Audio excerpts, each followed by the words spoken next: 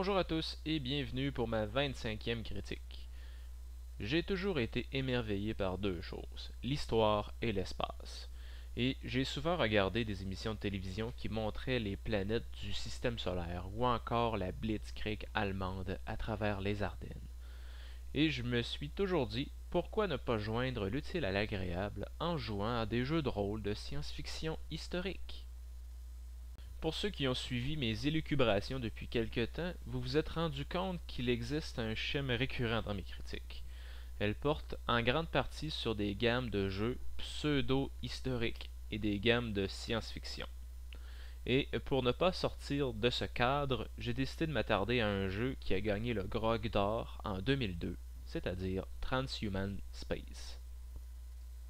Transhuman Space, c'est un jeu de rôle très original qui met de côté la balade spatiale du space opéra pour se concentrer sur l'aventure humaine dans notre système solaire en 2100. Donc, pas de magie, pas de Jedi, pas de voyage entre les galaxies, juste la civilisation humaine dans son jardin. Pour ce faire, l'auteur David Pulver a pris la société humaine actuelle et l'a projetée 100 ans dans l'avenir. Il a choisi comme prémisse que l'avenir qu'il décrirait serait a priori optimiste. C'est-à-dire qu'il n'y a pas eu de guerre nucléaire, pas de décompte de la fin du monde, les changements climatiques sont sous contrôle, la couche d'ozone se reconstitue. Donc, c'est un monde qui a réglé certains problèmes et bien entendu en a créé d'autres.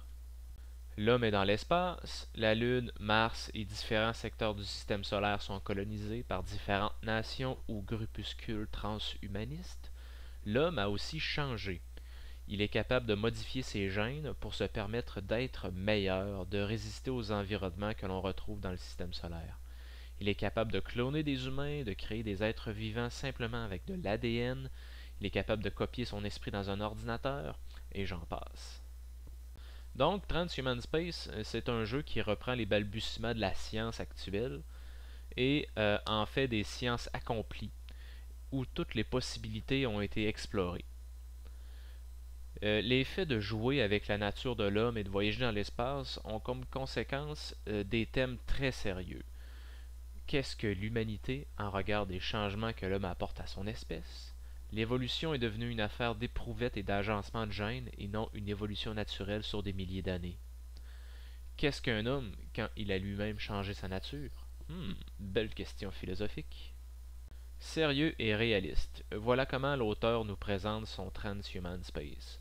Et contrairement à bien d'autres jeux de rôle, le sérieux de Transhuman est crédible, et c'est de cette façon que le jeu prend toute sa saveur. Voir le monde changer de manière plausible, ça me fait pétiller les neurones.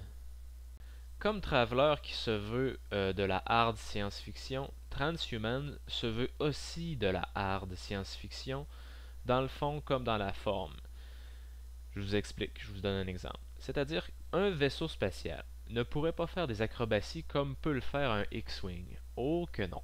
Tout fonctionne selon les principes newtoniens. À chaque action, sa réaction.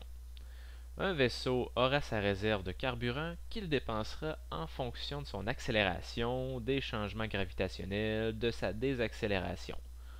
Dans la plupart des autres jeux de rôle, un simple jet de dés de pilotage de vaisseau spatial et avec un bon score et tout aurait été réglé. Sauf que dans Transhumans, il faut déterminer la vélocité de l'appareil avec la formule delta V égale A multiplié par B multiplié par 11 000 à l'heure. A étant l'accélération et B la capacité de brûler du carburant du vaisseau.